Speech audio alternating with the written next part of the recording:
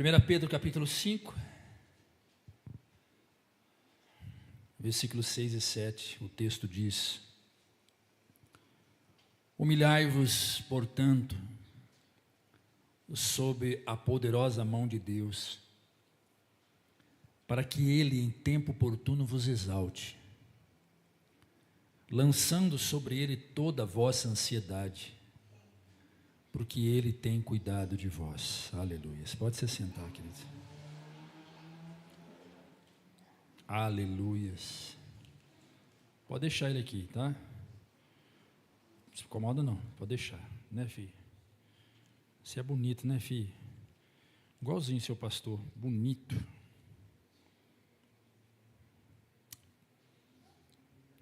Queridos, nós estamos diante da carta de Pedro, dirigida a Roma, aos romanos. E mais uma vez, o Senhor tem uma lição maravilhosa para mim e para você, para que possamos nos alimentar e sair daqui de fé em fé, rompendo. Tem uma canção que nós cantamos chamada Rompendo em Fé, lembra? Cada vez que a minha fé é provada, quem sabe? Tu me dás a chance de crescer. Olha, as montanhas e vales, desertos e mares que atravessam, me levam. Eu tenho uma decepção comigo mesmo. Eu tenho várias, mas uma delas é não ter aprendido a tocar violão. Todo pastor precisa aprender a tocar violão. Essa canção ela é maravilhosa, não é? Mas ela começa: cada vez que a minha fé é provada, tu me dás a chance de crescer um pouco mais. Tem gente que não suporta a provação, em vez de crescer, desce. Em vez de subir, desce.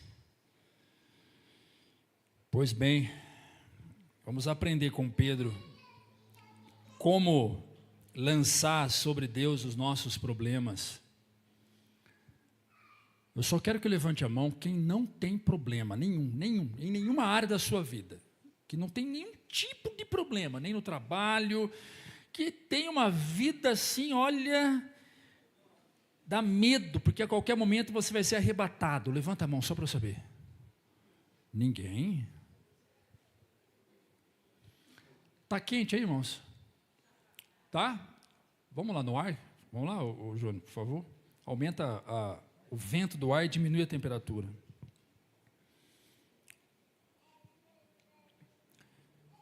Pedro agora está escrevendo uma carta para a igreja de Roma. A igreja romana estava sob o império de Nero. O imperador Nero era um maluco, era um louco. Para você ter uma ideia, ele tacou fogo na cidade de Roma e colocou a culpa nos cristãos. Eu falei sobre isso de manhã. Os cristãos estavam sendo perseguidos. Havia uma perseguição pesada contra os cristãos. Eles estavam vivendo crises absurdas. A vida deles estava em risco. Eles já não tinham patrimônios, porque Roma saqueou, pegou tudo que eles tinham, tomou, para tentar sufocá-los, para que eles renunciassem à fé cristã. Havia sofrimento, havia dor insuportável. Esse povo estava sofrendo. Então, quando Pedro escreve, o apóstolo Pedro, ele escreve esta carta de 1 Pedro, 2 Pedro, ele está levando uma mensagem de que, independente do problema, existe solução. Independente da ferida, existe cura. Independente da dor, existe alívio. E essa palavra atravessou séculos, séculos e séculos e séculos e chegou para mim, chegou aqui para você. E quem sabe você está procurando de fato uma resposta sobre por que a sua vida muitas vezes sofre esses altos e baixos e como você pode fazer para ter essa tranquilidade e viver um pouco esta paz. O próprio Jesus diz: eis que vos deixo a minha paz vos dou. Não a dou como o mundo dá. Ou seja, a paz do Senhor, ela é diferente da paz que o dinheiro dá, da paz que o bem físico dá, do que uma pessoa é capaz de dar. Então Pedro exorta o povo a prosseguir, Pedro exorta o povo a não desanimar. Essa é a função do profeta, é a função de qualquer homem e mulher que ama Jesus e quer falar desse Jesus para alguém. Não desista, não desanime. Hoje à tarde eu e minha esposa fizemos uma visita para uma jovem que está sofrendo muito. Assim como ela, existem muitas outras por aí, que está sofrendo. Doença emocional, depressão profunda, atentou contra a própria vida. Nós chegamos lá, ela estava toda arranhada, ela toda machucada, sem desejo mais de viver, sem força, chorando. Entramos no quarto dela, a abracei, ela é uma engenheira da Mosaic. Mas quando eu entrei naquela casa, eu ouvi o desespero do pai, o choro do pai naquele sofá, a tristeza da mãe, a tristeza da avó, a família toda adoecida, a família toda sofrendo com aquela jovem. Ela saiu do banheiro, tomou um banho, entrou para o quarto, e o pai disse: pastor, vai lá no quarto. Ela está deitada na cama, ela não tem força para sair de lá. Aí eu e Sueli entramos no quarto, sentei em uma cadeira, e ali ela começou a chorar, dizendo: me socorre, pastor, porque eu não aguento mais. Eu não aguento mais tanto sofrimento, tanta dor. Ela tentou cortar o pulso com a faca,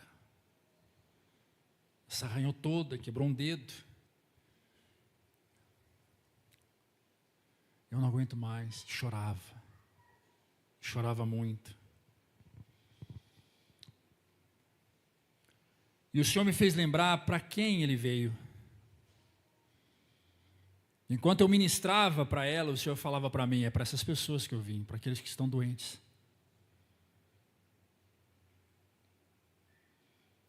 Os que estão sarados não precisam de mim. Eles já me têm. Eles já me têm. Os que estão feridos, doentes, precisam de mim. Eu vim para aqueles que estão doentes. Eu vim para aqueles que estão feridos. E não vim para quem está sarado e curado.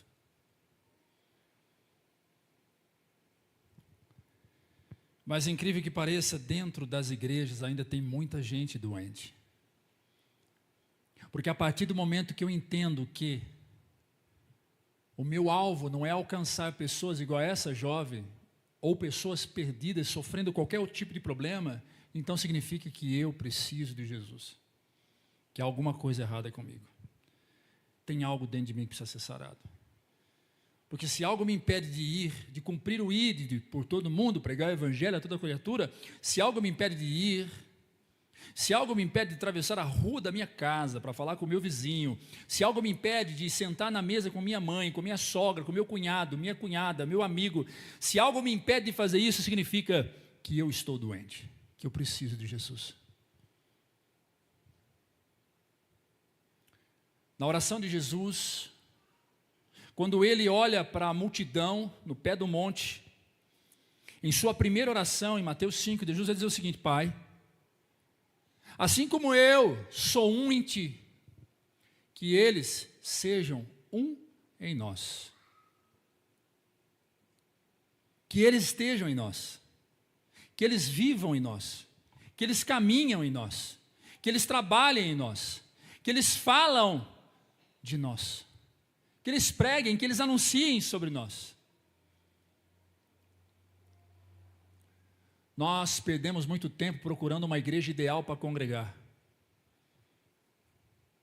Perdemos tempo buscando uma religião para se achar. Perdemos tempo para achar um lugar legal, é aqui que eu quero ficar. sendo que não existe lugar melhor para estar, que é nos braços do Pai, que é no colo de Jesus. E ali eu sou cuidado, ali eu sou treinado, ali eu sou preparado, ali eu sou moldado para buscar outras pessoas e deitar nesse colo junto comigo.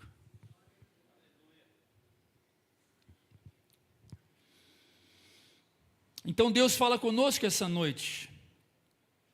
Então eu tenho algumas lições aqui. A primeira dela é: diante das lutas, qual deve ser o nosso posicionamento? Fé depende de posicionamento. Fé depende de postura. Homem e mulher de fé não vive sobre cordas bambas, não vive sobre muro. Homens e mulheres de fé vivem com os dois pés no chão seguro, vive com os pés sobre a rocha, e a rocha é Cristo. Ele vai dizer: eu sou a pedra angular, eu sou a pedra de esquina, eu sou a pedra de sustentação da igreja. Na última ceia, ou melhor, na segunda ceia, na penúltima ceia que antecede a crucificação de Cristo, Jesus olha para Pedro e Pedro, porque o nome Pedro significa Petros, Petros é pedra. Ele olha para Pedro e diz: Pedro, as portas do inferno não prevalecerão contra a minha igreja. E sobre esta rocha, ele fala dele, não fala sobre Pedro. E sobre essa rocha, que sou eu, edificarei a minha igreja. Quando nós dizemos eu sou a igreja, significa que eu estou edificado sobre Cristo. Cristo é minha rocha. Cristo é a minha sustentação. Qualquer fé volátil não é fé. Qualquer relação religiosa onde há insegurança e dúvida não é fé cristã. Não está em Cristo, está em qualquer outra coisa, menos em Cristo. Uma fé alicerçada em Cristo é rocha, é segura. E aí Cristo vai contar a história, a parábola, não é foco aqui, vou tentar pegar 5 minutos do meu tempo. Por algum motivo o Senhor está me levando para outro caminho. Mas ele conta a parábola de 2 homens, que constroem cada um uma casa. E o primeiro homem constrói uma casa sobre a areia, finca as estacas, levanta as paredes, cobre o telhado. Vem uma tempestade, vem um vento, bate sobre a casa cai. O segundo homem constrói sua casa sobre a rocha. Convenhamos, fazer uma casa sobre a areia é muito fácil. Bate uma estaca aqui, uma estaca ali, levanta umas paredinhas, rapidinho, pronto. Agora, fazer uma casa sobre a rocha, quem já tentou furar a rocha aqui, sabe como é. É difícil, mas é a forma mais segura de se construir uma casa. Tanto é que toda casa ela é construída sobre a rocha. Os alicerces, o que é colocado embaixo para a casa subir, é rocha pura. É concreto puro, para aguentar o peso que vem de cima. E esse homem constrói a casa sobre a rocha. E vem a tempestade, vem o vento, e a casa continua de pé. E Jesus vai explicar essa parábola. Ele vai dizer: a primeira casa é comparada ao homem insensato. O insensato é aquele que ouve as minhas palavras e não praticam. A segunda casa é comparado ao homem prudente, sensato. O homem sensato, o homem prudente é aquele que ouve as minhas palavras e pratica. Então significa que a prudência, a sensatez, me faz andar sobre a rocha, me faz caminhar sobre a rocha, me faz andar sobre Cristo. Ele é a rocha da sustentação. Portanto, pode vir lutas, tempestades, crises, doença, eu continuarei firme de pé. Nada vai me derrubar. Posso ficar doente, cair sobre uma cama, posso ficar desempregado, posso passar por um período de crise financeira, mas eu continuo confiando no Deus Todo-Poderoso, que é a minha rocha de sustentação. Então, fé precisa de posicionamento. E vamos lá para a primeira lição. Versículo 5, capítulo 5, versículo 6, voltamos para o texto. Olha o que Pedro diz. Humilhai-vos debaixo da potente mão de Deus. Humilhai-vos. Humilhai-vos. Para muita gente isso aqui é uma vergonha. Eu já ouvi gente dizendo assim: os humilhados serão exaltados. Deus vai te exaltar porque alguém te humilhou lá na empresa. Já falei isso uma vez aqui. Deus vai te exaltar porque a tua família te humilhou. Deus vai te exaltar porque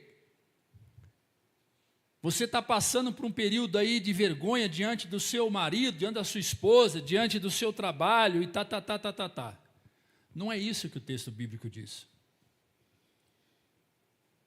Não é isso que a Bíblia diz. A Bíblia está dizendo: torne-se humilde debaixo da onipotente mão de Deus. Essa humilhação significa: seja humilde. Só os humildes aprendem. Só os humildes se submetem. Só os humildes se sujeitam. Só os humildes.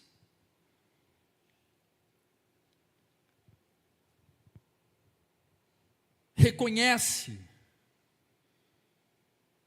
que é incapaz de resolver aquilo que está fazendo sofrer, mas que existe um Deus capaz de dar a esse sofrimento a solução.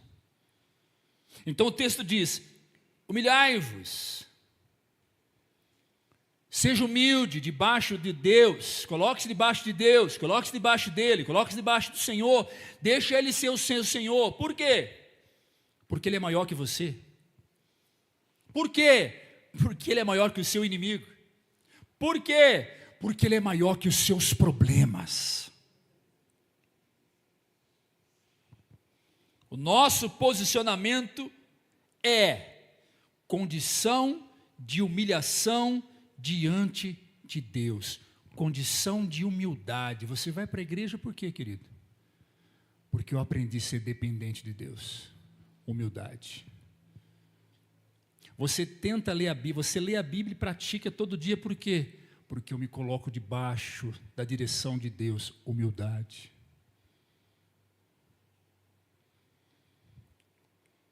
E há um grande problema em quem resiste à humildade. Há um grande problema em quem bate no peito e fala: os meus problemas eu resolvo. Aqui, ó. Se não fosse isso aqui, meu irmão, não tinha nada não. Quem já viu isso? Eu já ouvi. Se eu não acordar cedo para trabalhar, ninguém vai resolver nossos problemas não. Essa é uma verdade, você não precisa afirmar isso para ninguém, que essa é a realidade mesmo. Você tem que acordar cedo para trabalhar mesmo. Digno é o salário de quem trabalha, como diz a palavra. Mas quando eu coloco a minha força como resultado de tudo que eu tenho, o meu esforço, a minha inteligência, a minha capacidade, eu elimino a glória daquele que me sustenta e me dá essa força, que me dá essa capacidade, que me faz ser sábio, que me faz ser inteligente. E uma vez que eu elimino a glória, eu resisti à humildade. Agora tem uma novidade aqui. Não é novo, é antigo. Deus resiste quem resiste à humildade. Coloca para mim, 1 Pedro, volta um capítulo. Volta só um versículo. Versículo 5. Só um versículo. Capítulo 5, versículo 5. Olha o que Pedro diz. Semelhantemente, jovens, sede sujeitos aos anciãos. Sede sujeitos aos anciãos. Sede todos sujeitos uns aos outros. Agora veja. Revesti-vos da humildade, porque Deus resiste quem não é humilde. Quem não é humilde é o quê? Soberbo. Deus resiste aos soberbos, mas dá graça aos humildes. Você pode aplaudir ao Senhor pela vida dos humildes? Oh, aleluia! Pode tirar, filha. Explica melhor isso aí, pastor. Claro. Deus resiste aos egoístas. Deus resiste aos avarentos. Deus resiste aos soberbos. Deus resiste aos sábios desta terra. Deus resiste aos mentirosos.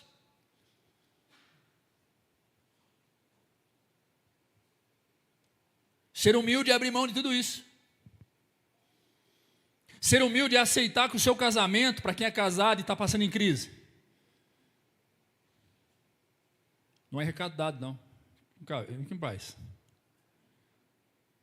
Mas ser humilde é aceitar que você já tentou de tudo, não deu certo, agora deixa o Senhor cuidar. Deixa Ele cuidar. É entregar na mão dEle. Ser humilde é entregar na mão dEle. Está aqui, Senhor, a vida do meu filho, está aqui a vida da minha filha. Ser humilde é esperar um tempo que não é seu, é dEle.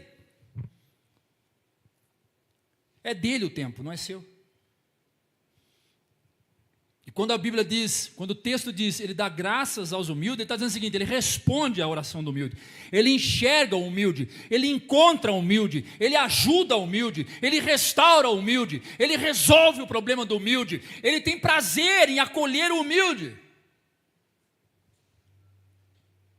Então a primeira lição que aprendemos é que diante das lutas devemos nos posicionar como humildes. Na onde? Debaixo de Deus, debaixo da dependência de Deus, não é debaixo da dependência da placa da igreja, não é debaixo da dependência do Papa, não é debaixo da dependência do pastor, é debaixo da dependência de Deus.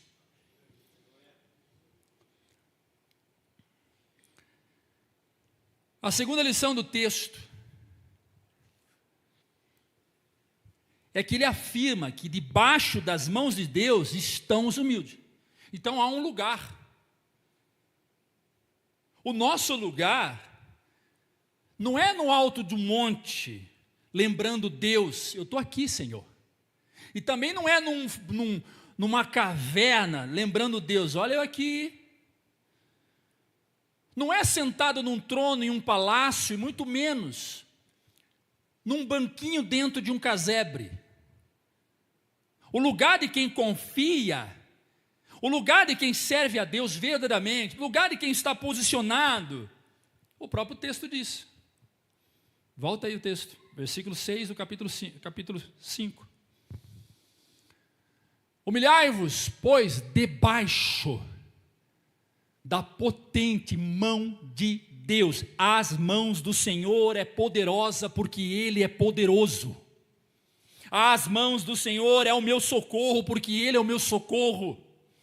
Debaixo das mãos do Senhor é o meu refúgio, porque Ele é o meu abrigo. Salmos 91, aquele que habita no esconderijo do Altíssimo, na sombra do Onipotente descansará. Então qual é o nosso lugar? Debaixo das mãos do Senhor. Não é debaixo das mãos do dono do Banco Itaú, dono do Banco Santander, não é debaixo das mãos do presidente da CBMM, não é debaixo das mãos do chefe seu lá da sua empresa, não é debaixo das mãos do seu marido, debaixo das mãos da sua esposa, debaixo das mãos dos seus filhos, não, é debaixo das mãos do Senhor.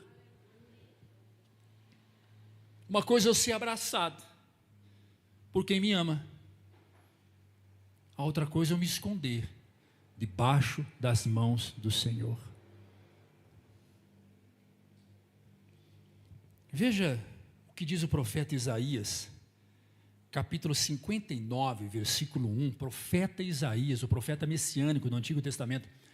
Eis que a mão do Senhor não está encolhida para que não possa salvar, e nem o seu ouvido agravado para que não possa ouvir.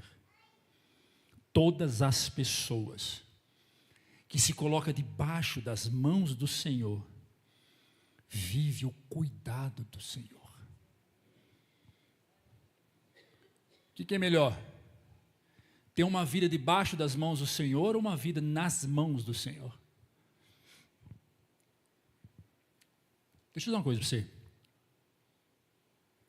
É muito melhor cair nas mãos do diabo. É muito melhor. É muito melhor cair nas mãos de Satanás. Falou, pô, minha vida está nas mãos do diabo. Me lasquei. Estou com uma vida toda ferrada, toda zoada. Estou na mão do diabo. O diabo está acabando comigo, está me destruindo. É bom. Para alguns é bom. Por quê, pastor? Porque se você cai nas mãos do diabo, Deus te tira de lá. Mas se você cai na mão de Deus, quem é que te tira de lá?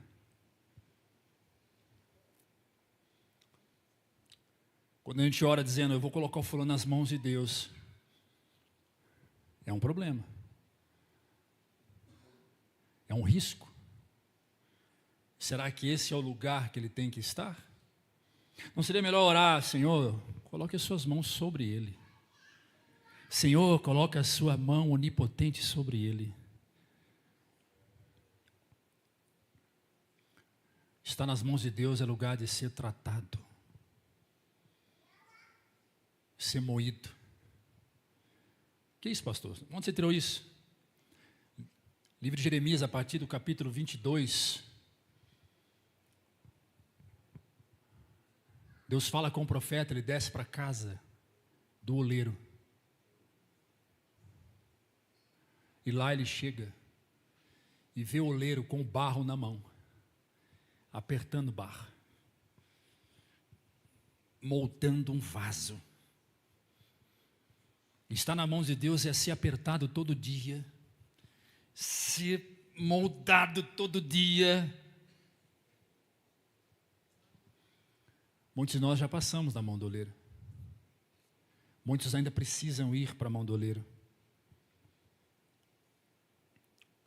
E na mão do oleiro a aprovação, ele bota o barro no fogo. Ele quebra o barro, o vaso, faz de novo.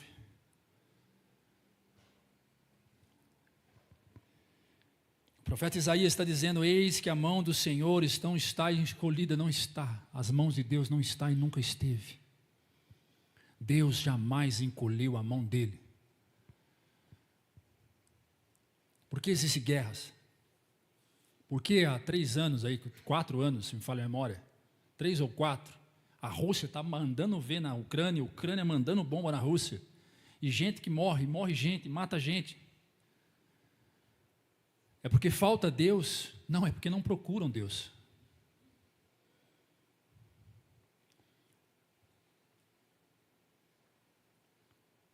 Jesus nos deixa claro, aquele que me procura, encontra. Aquele que me busca, me acha. O mesmo profeta Jeremias vai dizer, buscar-me-eis e me achareis, quando me buscardes de todo o coração.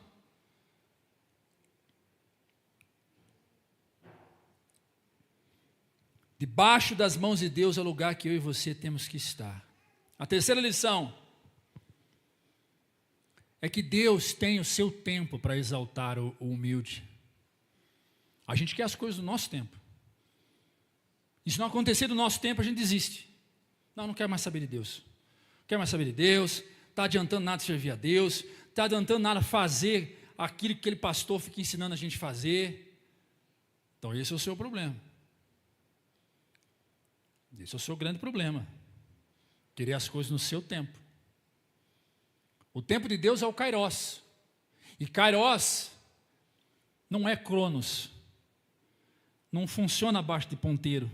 A Bíblia diz que um dia para Deus pode ser 1000 anos, e 1000 anos para Deus pode ser um dia. Lance sobre ele de uma vez por toda. Não é possível buscar de volta. Uma vez que você dobra o seu joelho e diz, eu estou lançando nas tuas mãos a minha vida financeira, o meu casamento, o meu relacionamento, as crises que me perturbam, as minhas dores, a minha enfermidade, eu estou lançando sobre o Senhor. Não tem como buscar de volta. Aleluias. Não tem como. Então, se você volta de novo, como um cão que volta a lamber seu vômito, se você volta novamente a cirandar em torno do problema, significa que você não lançou nas mãos de Deus. Eu não estou dizendo para você ser um leviano, virar as costas para as dívidas e falar, não vou pagar mais ninguém, também está na mão de Deus. Não é isso. Você tem que ter responsabilidade com os seus problemas. Você tem que ter responsabilidade com aqueles que se levantam contra você. E escute, o fato de você ser perseguido dentro da sua própria casa, quem sabe há uma mulher aqui ou um homem que tem sofrido perseguição dentro da própria casa. Não sei, um parente, uma sogra, um sogro, um genro.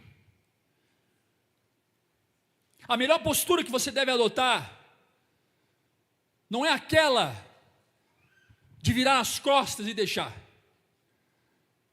A melhor postura que você deve adotar é aquela que de frente você pega aquele sujeito e lança ele para o Senhor. Ele te bate, você o perdoa. Ele te insulta, você o ama.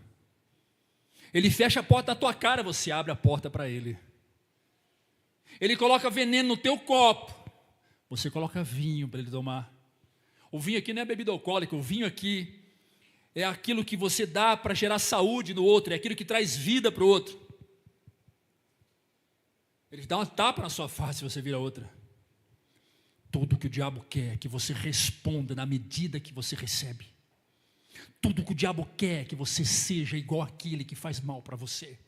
Tudo que o diabo quer é que você grite na mesma altura que o outro grita.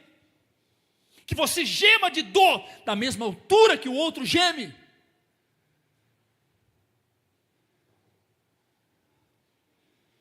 E Jesus ensina o contrário. Jesus está ensinando, não faça o que eles fazem com você. Porque uma vez agindo assim, você coloca brasa sobre a cabeça do teu inimigo.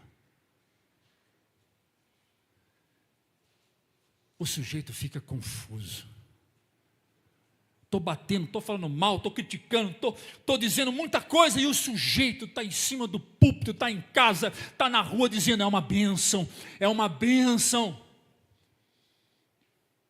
Ah, mas o fulano falou isso, falou assim, o cara é uma bênção, Deus vai abençoar ele, ela vai ser abençoada, Deus vai...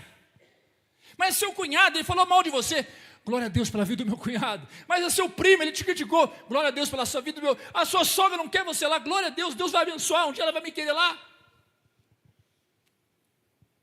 Sabe aquele companheiro de trabalho que é a porrinha mesmo? Você olha para a cara do bicho, você vê o demônio na pessoa. Parece que ela passou a noite toda no inferno e foi trabalhar. Já viu isso? Pois bem, o Senhor fala assim, pois bem, deixa eu dizer uma coisa para você. Esse endemoniado, eu coloquei ele do seu lado, não é para o bem dele, é para o seu bem. Porque não é ele que vai aprender com você, é você que vai aprender comigo a como lidar com ele.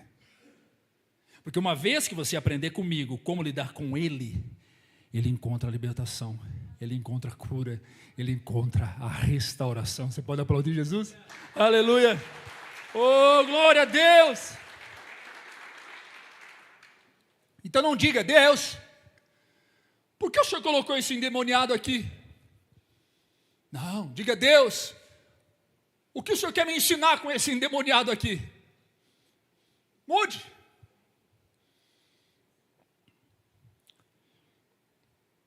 Lança sobre ele. E lançar sobre ele tem a ver com a mensagem, com o texto que foi lido essa manhã, na abertura do culto. Que é entregar. Entregar. Literalmente, entrega. Salmos 37, versículo 5. Entrega o teu caminho ao Senhor, confia nele e o mais, ele fará. Ele fará. Repete comigo, entrega. Tá muito baixo, eu acho que a gente pode dar aquele up. 1, 2, 3. Entrega o teu caminho ao Senhor. confia nele. E ele, tudo fará. Aleluias, aplauda Jesus, dá glória a Deus aí. Aleluia.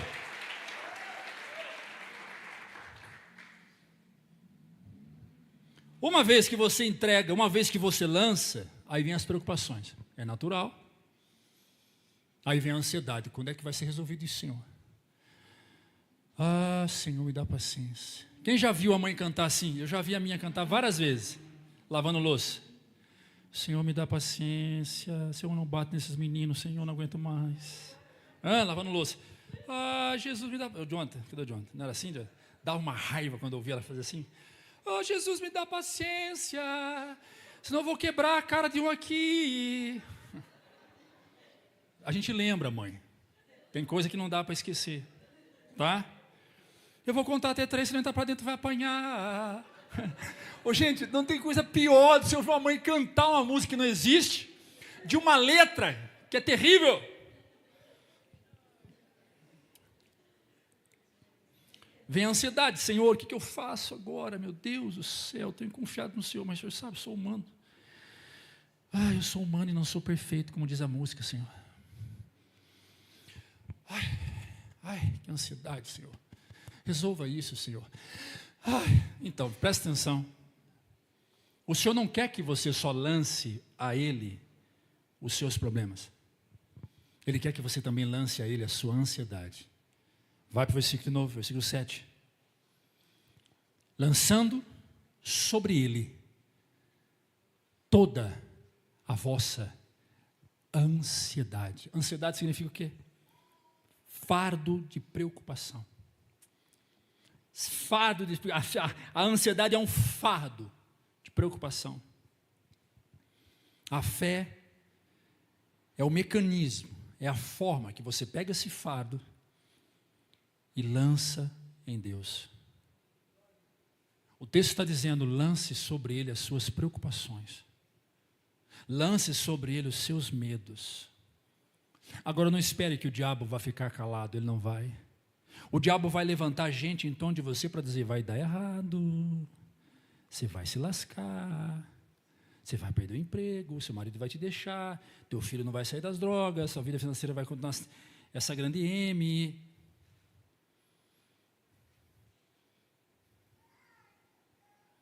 É a função do diabo.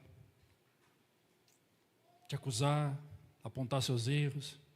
Você acha mesmo que você vai melhorar? Você é uma grande farsa. Você é uma mentirosa. Você acha mesmo que indo na igreja batista hoje, domingo, 24, é 22? Hoje, 23. 23 de agosto, sua vida mudou então. Agora mudou da água para o vinho, é isso mesmo. Mentira. É mais um pastor trouxa tentando ensinar você, mais um pastor ladrão. É tudo igual, tudo mesma laia, farinha no mesmo saco.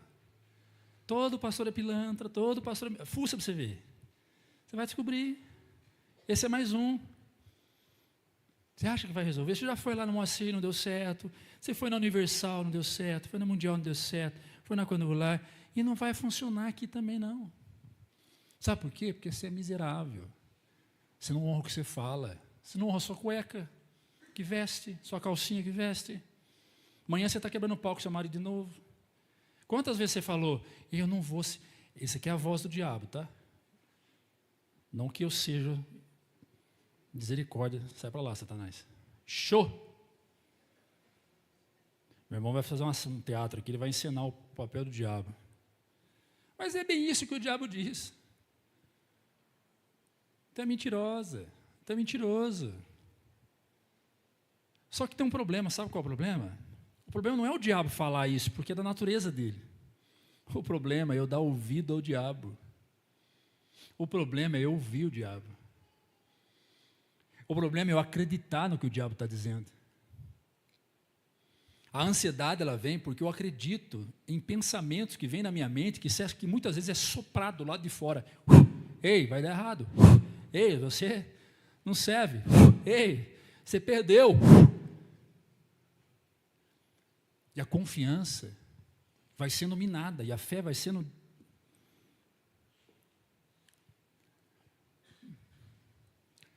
Então tem uma regra, um segredo. Qual? Ouça, mas não escuta. É inevitável, nosso ouvido foi feito para ouvir. É biológico. Agora, escutar é um processo de posicionamento. Tem gente aqui que está me ouvindo, mas não está me escutando. Se você perguntar para ele qual foi o texto que eu li agora há pouco, ele já não sabe. Já não está lá no Fantástico. Está no boleto que tem que pagar amanhã. Está aqui porque alguém pediu para vir, porque veio, já vem, está acostumado com as minhas pregações, sei lá. Mas tem gente aqui que está escutando. Está prestando atenção. Eu sei que tem gente aqui que tem muita dificuldade com TDAH e uma pancada de coisa. Mente cansada, tem que ir e voltar.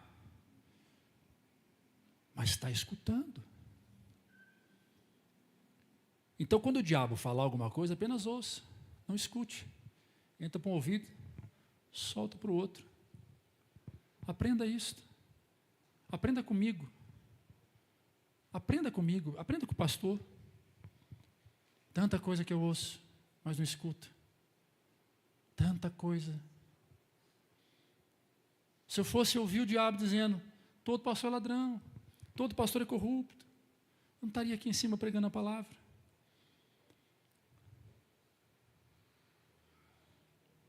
Não dê ouvido ao diabo. Então a ansiedade natural, que todos nós temos, falando com um psicólogo agora, ela é importante. Porque ela nos joga para frente. Se tirar o nível de ansiedade regular, a gente trava. Há um hormônio em nosso corpo que nos faz ir. A adrenalina é um deles, que nos joga para frente, que nos faz correr, que nos dá força. Uma mãe que está sentada na calçada e vê um carro vindo na direção do filho, ela não fica parada olhando. Eu acho que não vai pegar, não. Vai não. E aí, na hora que faltar 2 metros para o carro atropelar, ela fala, quer saber, deixa eu ali salvar meu filho. De jeito nenhum. Naturalmente, ela pula igual uma onça. Já viu a onça pulando sobre a presa? Uau, pula, já gira, faz uma de ninja, sai do lado lá com o neném no colo e não acontece nada. É. Instinto natural de preservação. A ansiedade. A ansiedade natural é compreensível. Agora, quando eu saio do natural e vou para aquilo que me perturba, para aquilo que me faz adoecer, aí nós estamos falando de transtorno, tem algo errado comigo.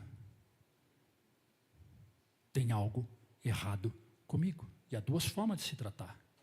A primeira, Deus levanta homens como eu e muitos outros, que te acolhe, que te ajuda, que te ensina, que te orienta a você ter uma vida saudável, uma saúde mental saudável. E a segunda é lançar sobre o Senhor. É lançar sobre Ele a nossa ansiedade. Isso é tão interessante que Paulo vai trazer uma exortação para nós. Veja, Filipenses 4:6, vamos correr que eu tenho pouco minuto. Filipenses 4:6. Não andeis ansiosos por coisa alguma. Não andeis inquietos. Aí, obrigado, filho. Não andeis ansiosos por coisa alguma. Então nada nessa terra pode me jogar para um nível de ansiedade ao ponto de eu adoecer. Mas por que você está falando isso? Porque a palavra de Deus deixa claro. Eu não devo estar ansioso. Posso me preocupar, mas não ao ponto de adoecer. Não andeis ansiosos por coisa alguma, mas em tudo, por meio de oração, súplica, com ação de graças, apresentem tudo para Deus. Então o que eu faço quando vem a ansiedade? Eu apresento para Deus. O que eu faço quando vem a ansiedade? Eu apresento para Deus. O que eu faço quando vem a ansiedade? Eu apresento para Deus. Aleluias. Aleluias. E para encerrar, É Ele quem cuida de nós. Pode vir aqui o menino violão, só o menino violão. É Ele quem cuida de nós. É Deus quem cuida de nós. Quem é que cuida de nós? É só o menino do violão. Não. Pode vir, ele que manda aqui. O menino do violão está chamando você, mulher de branco. Eu já não mando mais nada, não. Eu acho que eu nunca mandei. Lá em casa quem grita mais alto sou eu. Lá em casa sou eu. Eu vou! Tô indo! Versículo 7. É nisso que você tem que se agarrar, ó. Olha que coisa linda, ó. Vão comigo no 3, o texto? 1, 2, 3. Então... Não é esse texto, tira esse texto. 1 Pedro 5, 7. Obrigado, filho. Deus abençoe. Vamos lá. 1, 2, 3. Lancem.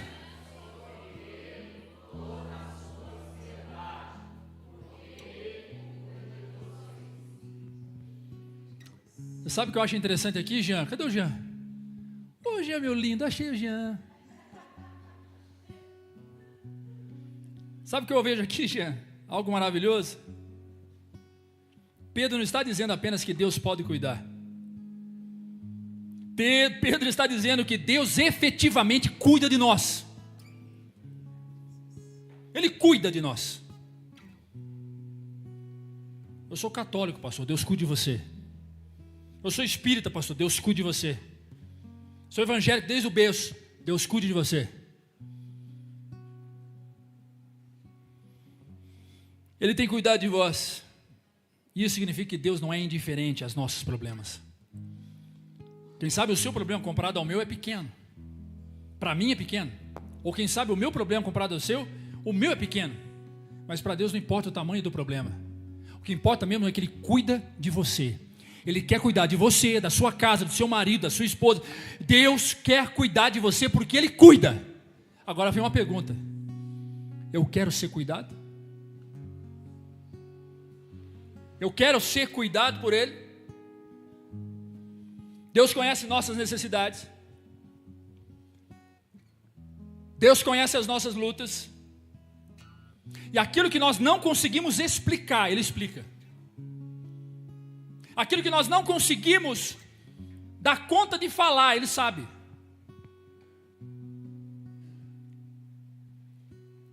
Não precisa abrir o texto não, mas em Mateus 6, 31, 32, Jesus ensina que o Pai sabe de tudo aquilo que precisamos antes mesmo de pedir. Antes mesmo de pedir. Em Salmo 139, do 1 ao 3, o texto diz que Deus conhece o nosso sentar, o nosso levantar, o nosso caminhar e o nosso deitar. Ou seja, você não está enfrentando a vida sozinho, o Deus invisível está cuidando de você.